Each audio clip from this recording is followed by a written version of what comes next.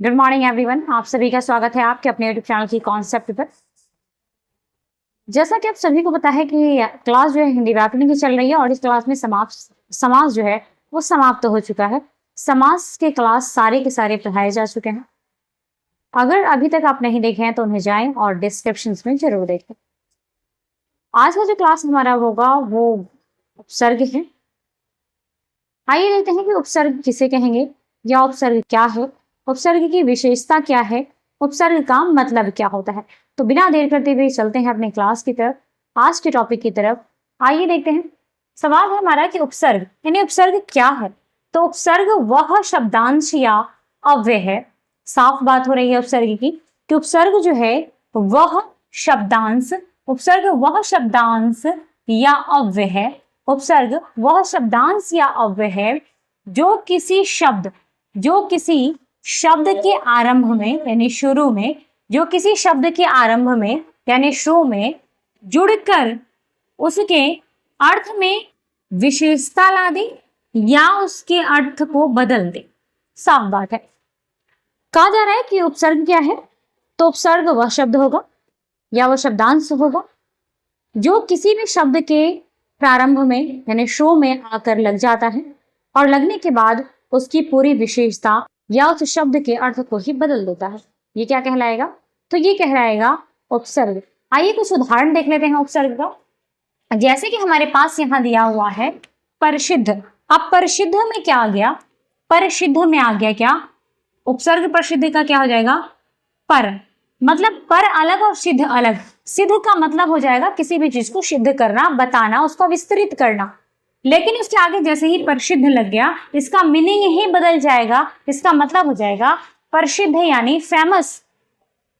उसके बाद है अभिमान। इसमें जो प्रत्यय उपसर्ग हो जाएगा, इसका जो उपसर्ग होगा वो होगा क्या? अभि और मान।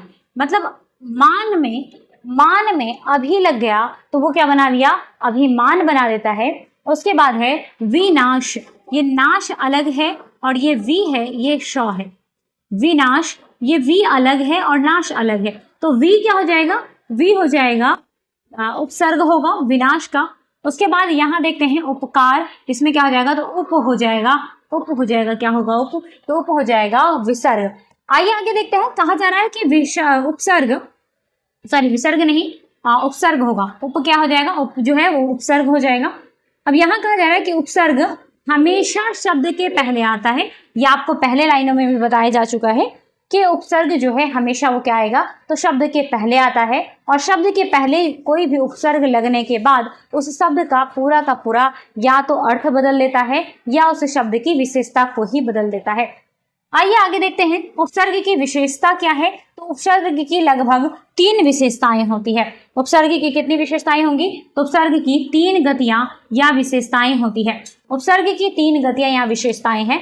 पहली विशेषता इसकी क्या है? तो पहली विशेषता हमारे पास है शब्द के अर्थ में नई विशेषता लाना, यानी शब्द के अर्थ में नया बदलाव लाना या शब्द के अर्थ में नई विशेषता लाना ही ये हमारा क्या है? तो उपसर्ग की पहली विशेषता या उपसर्ग की पहली गति कहलाती है। जैसे यहां कुछ उदाहरण दिया हुआ है। जैसे क्या है? जैसे पर प्लस बल। बल का मतलब आप जानते हैं शक्ति होता है और इसमें पर लग गया तो मतलब क्या हो जाएगा? परबल। क्या हो जाएगा? परबल, यानी खाने वाला परबल नहीं। इस परबल का मतलब हो जाएगा मजबूत। एक परबल होता है और दुर्बल होता है। अगर विज्ञान आप लोग पढ़े हैं 10th का तो उस विज्ञान में जरूर होगा परबल दुर्बल अस्पष्टता दिया हुआ है। उसके बाद है अनुशासन, यानी अनु अलग है और शासन अलग है। तो ये अनु क्या हो जाएगा? अनु हो जाएगा उपसर्ग। अनु क्या हो जाएगा? उपसर्ग। अनु उपसर्ग को शासन में जोड़ दिया गया तो ये क्या बन जाएगा? अनुशासन बन जाएगा। नंबर 2 में हम देखते हैं। नंबर 2 क्या है? कि शब्द के अर्थ को उलट देना। मतलब शब्द के अर्थ को जैसे ही हम उलट देंगे तो ये प्रत्यय हो जाता है। जिस तरीके से यहाँ दिया हुआ है सत्य। सत्य में हम क्या करेंगे? अ को जोड़ देंगे तो क्या हो जाएगा? असत्य। सत्य में किसको जोड़ेंगे? सत्य में अ को जोड़ देंगे तो असत्य हो जाएगा। और असत्य क्या है? सत्य का विलोम हो जाएगा। तो ये भी क्या है? उपसर्ग बन गया। यानी इसमें अ क्या है? अ उपसर्ग है। यहाँ पर है उप प्लस यश, तो यहाँ क्या बन जाएगा? उपयश। और उपयश में कौन सा प्रत्यय उपसर्ग होगा? उपयश में उपसर्ग कौन होगा? तो उप हो जाएगा। उपयश में उपसर्ग कौन सा हो जाएगा, तो उप होगा। नंबर 3 कह रहा है कि शब्द के अर्थ में कोई खास परिवर्तन ना करके मूलार्थ के इर्द गिर्द अर्थ प्रदान करना, यानी उसके ही इर्द गिर्द जो शब्द दिया गया है उस शब्द के इर्द गिर्द ही अगर कोई अर्थ प्रदान हो जाती है, प्राप्त हो जाती है, तो उसमें भी हम क्या कहेंगे उसे, तो उसमें भी कुछ ना कुछ क्या होगा, उपसर्ग होगा। और वो उपसर्ग क्या हो सकता है, तो यहाँ दे रखा है जिस तरीके से शुद्ध में अगर हम वी लगा देंगे तो क्या हो जाएगा, विशुद्ध हो जाएगा। और वी क्या हो जाएगा, तो वी हो जाएगा उपसर्ग। क्या हो जाएगा, वी उपसर्ग हो जाएगा। यहाँ वी क्या होगा, तो यहाँ पर वी उपसर्ग हो जाएगा विशुद्ध में। उसके बाद है परिभ्रमण, तो परि प्लस भ्रमण, यहाँ संधि विच्छेद भी हो रहा है, परि प्लस भ्रमण, तो यहाँ पे क्या हो जाएगा, परि क्या हो जाएगा इसमें, तो परि क्या हो जाएगा, उपसर्ग। परि क्या हो जाएगा, तो परि यहाँ हो जाएगा उपसर्ग। तो ऐसे ही क्या है, ये उपसर्ग बनाए जा रहे हैं। उपसर्ग लगभग यहाँ पर उपसर्ग की कुछ विशेषताएं थी जो समाप्त हो चुकी है। अब हम देखेंगे उपसर्ग के भेद। तो उपसर्ग के मिनिमम 4 भेद होते हैं।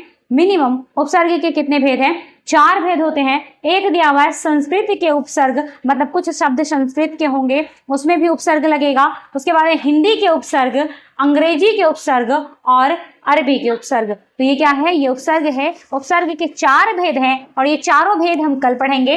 उपसर्ग कह रहा है कि उपसर्ग के निम्नलिखित भेद हैं। उपसर्ग के कितने भेद हो जाएंगे, तो पहला भेद हो जाएगा यहाँ पे संस्कृत के उपसर्ग, दूसरा हो जाएगा हिंदी के उपसर्ग, तीसरा हो जाएगा अंग्रेजी के उपसर्ग और चौथा हो जाएगा अरबी के उपसर्ग।